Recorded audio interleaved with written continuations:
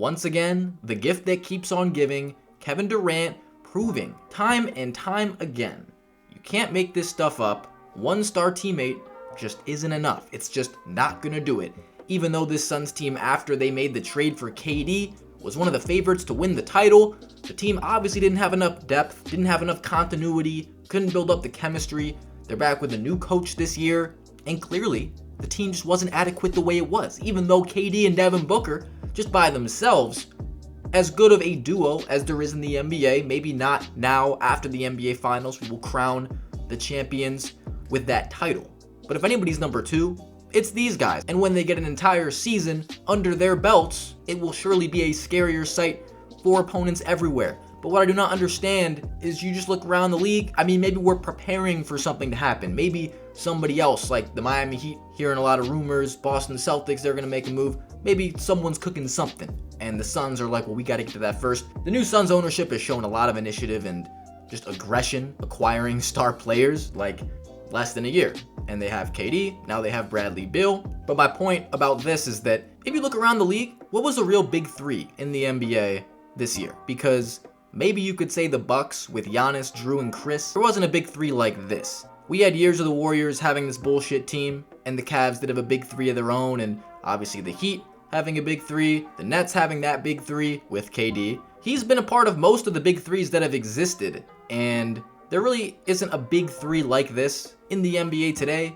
So when these guys lose, it's going to be even more embarrassing. You're building this team to beat the Denver Nuggets, but if you don't have any depth, if you don't have any good role players, you're not going to win anything. So Bradley Beal, he's a great individual basketball player. He's not a proven winner. That's not to say that he can't adapt. He's never had an opportunity like this. When you're stuck playing in Washington, it's kind of hard to showcase what you can bring as far as team success because of the amount of dysfunction over there. So Bradley Beal, it's going to be incredibly interesting to see what kind of role that he takes to. He's probably going to be the team's starting point guard. This team's going to have to make some moves to grab some role guys, still pretty devoid of three-point shooting. Even if we think of these 3 guys as great shooters, they don't really operate behind the three-point line that much. It's a lot of shot creation, pull up mid-range shots, getting to the basket. Bradley Beal can add to a driving kick game. He can put more pressure on the rim, obviously, than Chris Paul could, and he's not going to be as much of a target on defense when you get into those playoff rounds. You're not going to have to worry about hiding him, even though he doesn't have that reputation of a defensive player.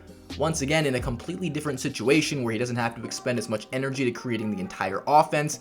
Having 3 guys like this that can all just get a shot pretty much anywhere on the court, opposing teams won't just have 3 guys you can stick on this trio. One of these guys, probably Bradley Beal, is going to have the easiest matchup, which will result in some of the easiest looks of his career. That being said, not the same three-point shooter that he used to be in his younger days. Kevin Durant's not shooting as many three-pointers. Devin Booker, he can hit that shot for sure, but not his favorite spot on the court. If the Suns don't seek out great three-point scorers and just guys that can guard on the perimeter, if the remainder of their team looks similar to what it looked like at the end of last season, this is not a better team than the Denver Nuggets, and these guys won't be the well-oiled machine that a team like the Sacramento Kings is. It's going to be interesting to see what happens with Golden State and Draymond, because if he's out of there, we can't really consider the Golden State Warriors championship contenders anymore.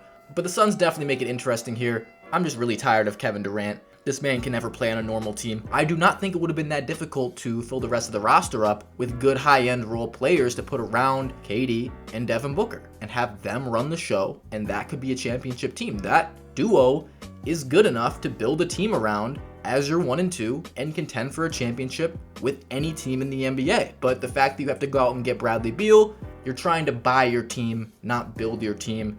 It goes against what a lot of these organic championship teams have been doing, i.e. the Denver Nuggets this season. We see just how homegrown these guys are. You trade for a couple pieces, complimentary guys like Aaron Gordon, KCP, but you build your core through the draft and developing talent, and that's not what this is. The Suns are buying a team, you're buying KD, you're buying Bradley Beal, and overall it's hard to imagine that just in one season this team can build a good enough chemistry where they are truly a well-oiled machine.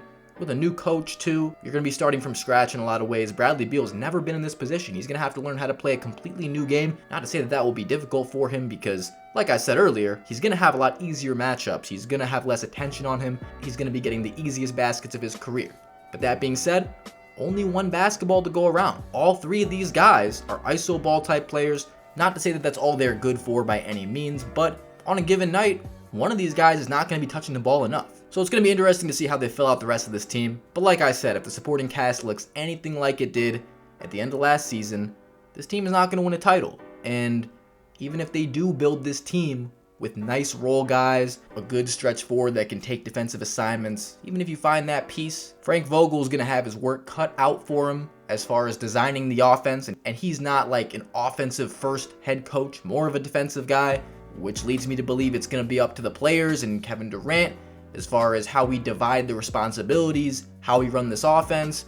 And if it's just a bunch of ISO stuff, yeah, this team is not going to win a title. So let me know what you guys think about the new Phoenix Suns. Definitely makes things a little bit more interesting, but man, Kevin Durant, you just can't help yourself. So that's going to do it. Let me know what you guys think. Peace.